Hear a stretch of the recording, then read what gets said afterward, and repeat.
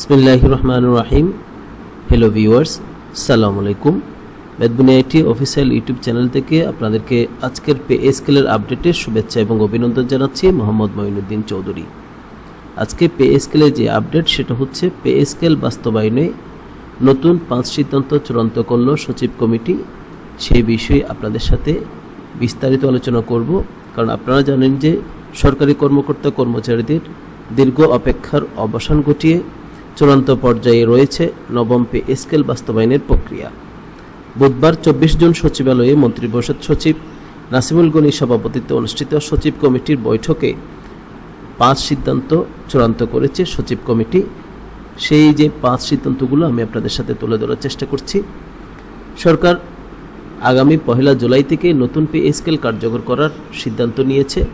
ফলে আইনি জটিলতা প্রশাসনিক প্রস্তুতির কারণে কর্মচারীদের হাতে বর্ধিত বেতন পৌঁছাতে 2 থেকে 3 মাস সময় লাগলেও 1 জুলাই থেকেই তা কার্যকর গণ্য হবে এবং পরবর্তী সময়ে বকেয়া বা এরিয়াল হিসেবে সে অর্থ প্রদান করা হবে।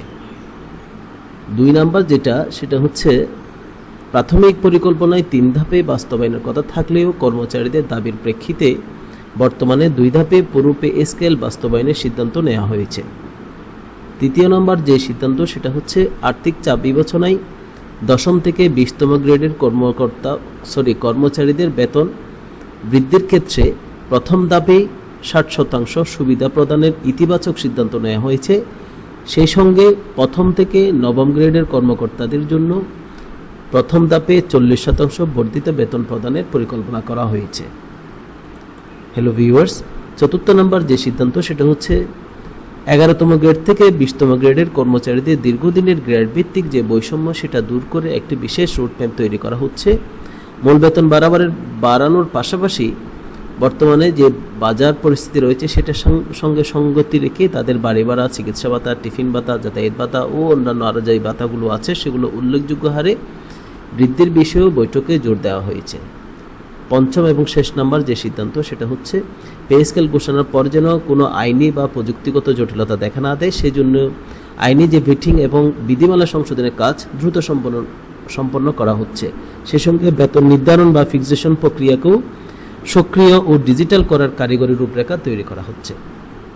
হ্যালো ভিউয়ার্স, আজকের যে পে স্কেল আপডেট সেটা আপনারা গতকালকে হয়তো বিভিন্নভাবে আপনারা জেনেছেন যে সিদ্ধান্ত নিয়েছে আগামী 1 জুলাই থেকেই আপনার পে স্কেল কার্যকর হবে। সেই জন্য যে গতকালকে সচিব কমিটির বৈঠক ছিল সেই বৈঠকে যে সিদ্ধান্তগুলো আসছে সেখান থেকে যেগুলো সবথেকে বেশি প্রাধান্য পাচ্ছে সেটা হচ্ছে আপনার যে 3 ধাপে দেওয়ার কথা ছিল সেটাকে কমিয়ে 2 ধাপে দেওয়ার ওনারা নীতিগত সিদ্ধান্ত নিয়েছে। আর হচ্ছে প্রথম থেকে 9ম গ্রেডের কর্মকর্তা যারা আছেন তাদের জন্য 40% বৃদ্ধির প্রথম ধাপের সিদ্ধান্ত নেওয়া হয়েছে এবং 10তম থেকে 20তম গ্রেডে যারা আছেন তাদের জন্য 60% বৃদ্ধির নীতিগত সিদ্ধান্ত নিয়েছে, অর্থাৎ প্রথম ধাপে 60%।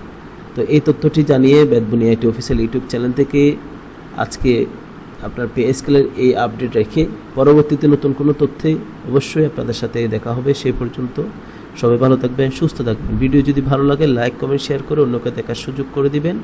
যাবার আগে রিকোয়েস্ট থাকবে এরকম নতুন নতুন তথ্য পেতে আপনারা অবশ্যই বেদবুনিয়া আইটি অফিসিয়াল ইউটিউব চ্যানেলটি সাবস্ক্রাইব করে নেবেন এবং পাশে থাকা বেল বাটন বাজিয়ে দিবেন, তাহলে যে কোনো ভিডিওর নোটিফিকেশন সবার আগে পেয়ে যাবেন।